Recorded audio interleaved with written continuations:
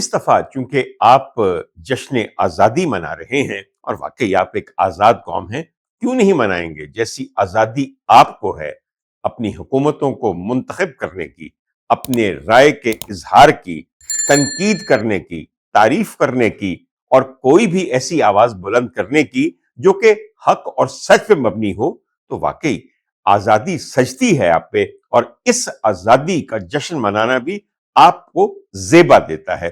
خواتین و حضرات، میں نے تو ایک پیغام میں یہ لکھا کہ اس یوم آزادی پہ پوری قوم حقیقی آزادی کے لیے باجماعت دعا ادا کرے، کیونکہ اگر اجتماعی طور پہ کوئی دعا کی جاتی ہے تو وہ یقیناً قبولیت کے زیادہ قریب آ جاتی ہے۔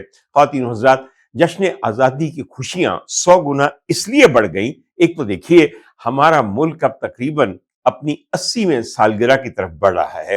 آپ دیکھیے نا، 79 سال کا پاکستان ہو گیا۔ اچھی خاصی عمر ہوتی ہے سدھر جانے کی، مگر سدھرنا اور سدھارنا یہاں پہ موجود ہی نہیں ہے۔